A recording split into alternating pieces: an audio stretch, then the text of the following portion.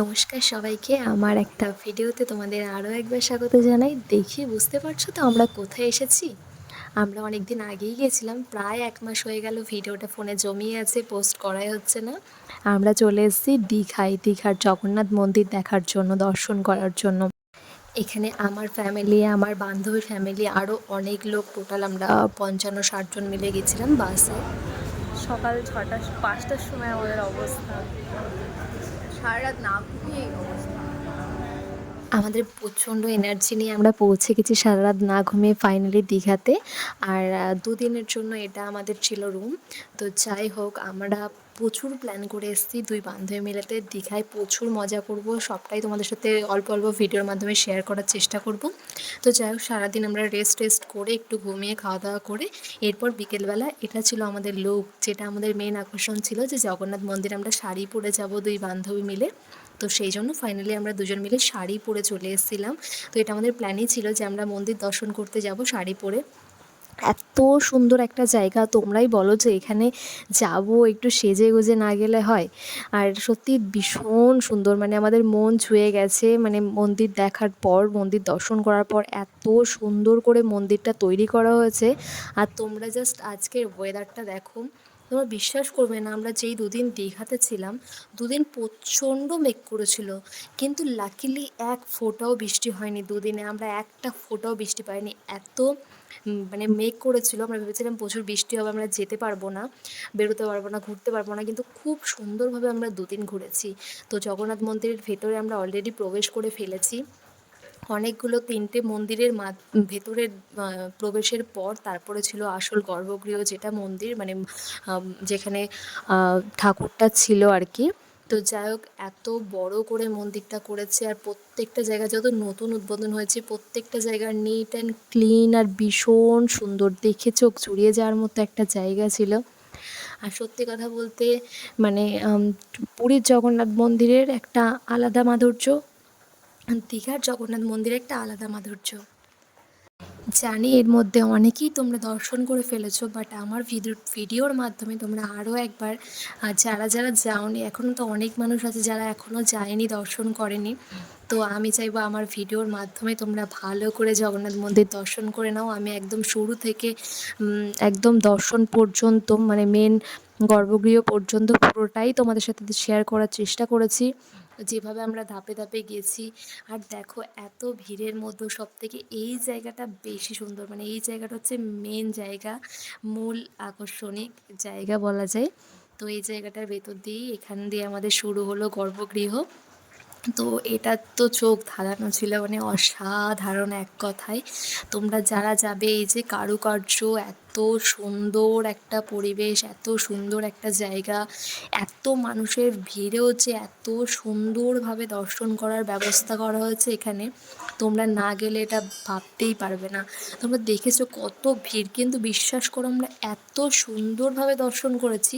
তোমাদেরকেও আমি সুন্দরভাবে দর্শন করানোরই চেষ্টা করব। তো দেখো, এত ভিড়ের মধ্যেও কিন্তু আমরা অনেকক্ষণ দাঁড়িয়ে দু চোখ ভরে দেখেছি, আর অপূর্ব লাগছিল। সত্যি কথা বলতে, আমি মানে বললে হয়তো হাসবে তোমরা, মানে দেখো, সবাই ভালোভাবে দর্শন করে নাও।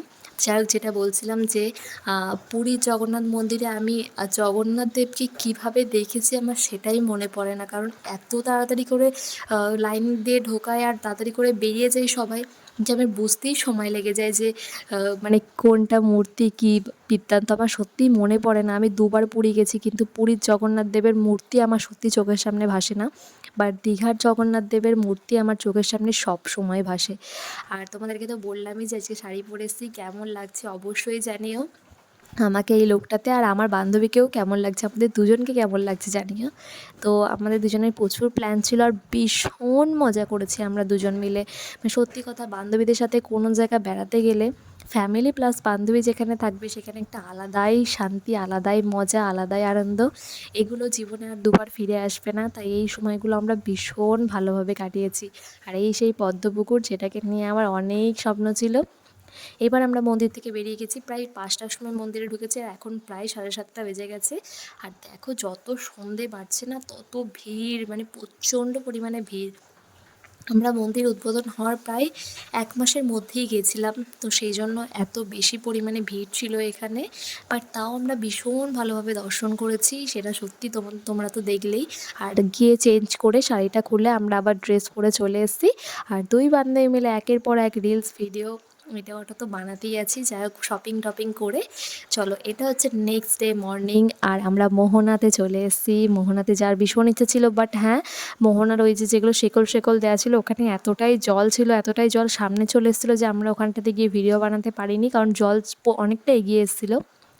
তো আবার আমরা ২ বান্ধবী মিলে এক ড্রেস পরে, এটাও আমাদের প্ল্যানিং ছিল কি আমরা দুজন এই সেম ড্রেস পরে আসবো আর এখানে এসে অনেক ভিডিও বানাবো।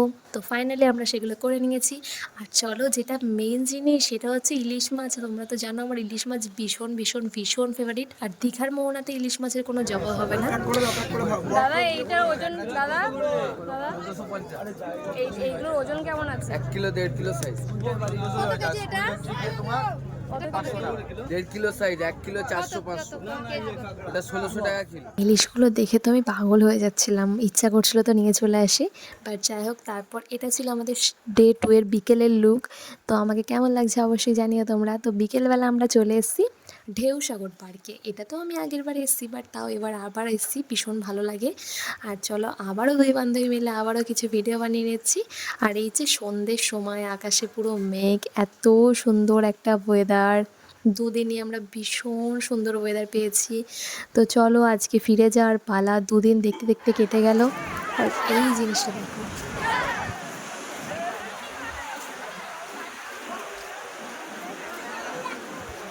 এই জিনিসটা দেখে চোখ জুড়িয়ে গেছে। ঢেউসাগরের নিচে এই যে ক্লাস, এত প্রকৃতির মধ্যে, মানে এটা জাস্ট ভাবা যায় না। তো যাই হোক, মনটা ভীষণ খারাপ, কারণ আজকে চলে যেতে হবে রাত্রে।